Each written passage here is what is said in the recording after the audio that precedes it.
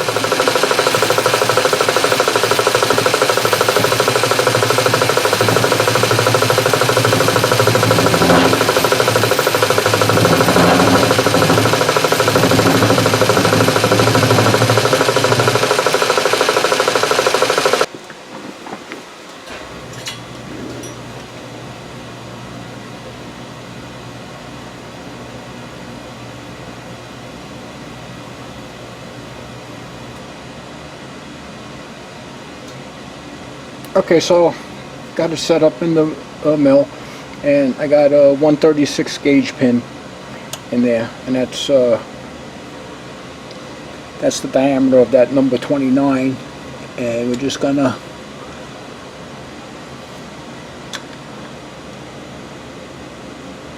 move this back and forth, and we'll just use that till that pin just slips in, and we'll use that as our center.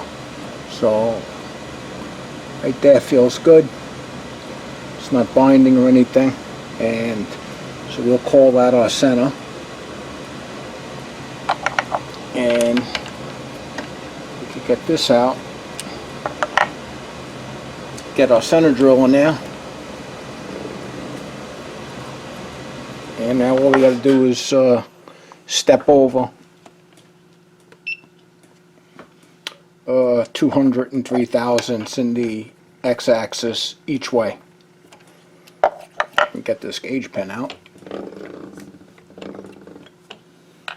Okay, so I've got a center drill in there, and now we'll step over 203 thousandths in the x-axis.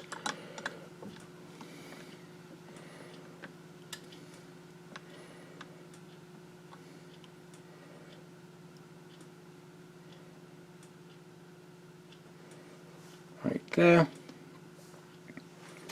And let's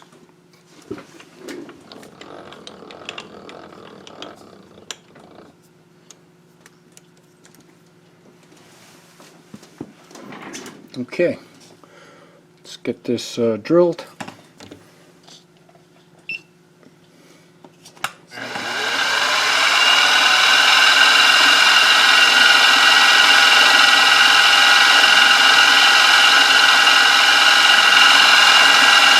Now I got to go 203 the other way.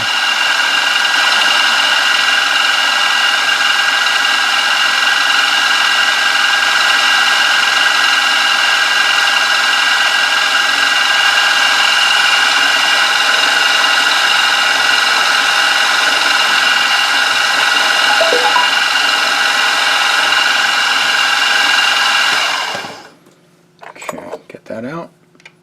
Alright, now I just got to be real careful. I don't want to drill into the collet underneath, so we'll just be real,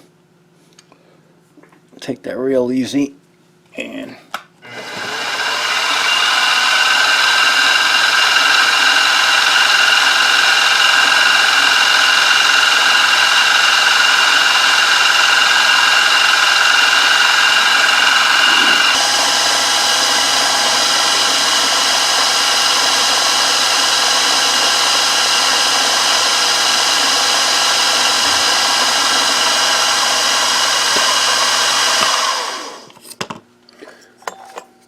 alright,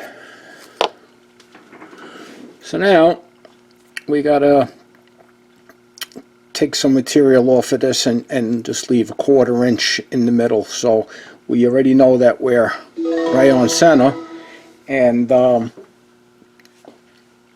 get an end mill and we'll offset it 1/8 of an inch up and back plus the radius of the cutter. So let me look through, see what end mill I got. I think I got a nice 1/4 inch end mill I can use. Inch end mill, offset it from the Y axis 1/4 of an inch this way. We'll mill that off, come back on this side 1/4 of an inch and mill that off, and if the calculations are correct, then we should be left with a 1/4 inch wide flange in line with those two holes. So let's fire this up and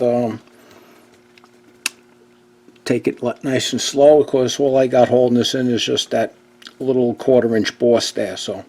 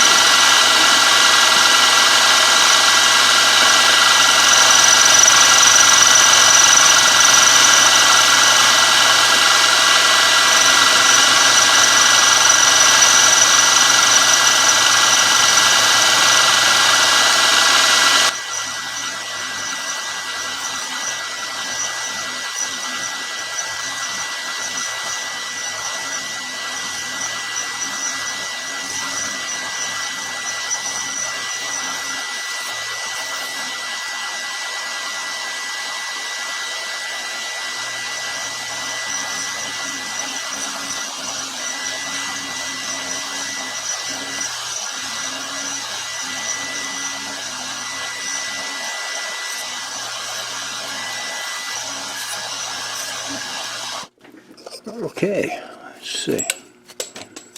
Alright, that looks pretty good. Little piece there, it's just about done. Okay, so I'm going to take this out and okay.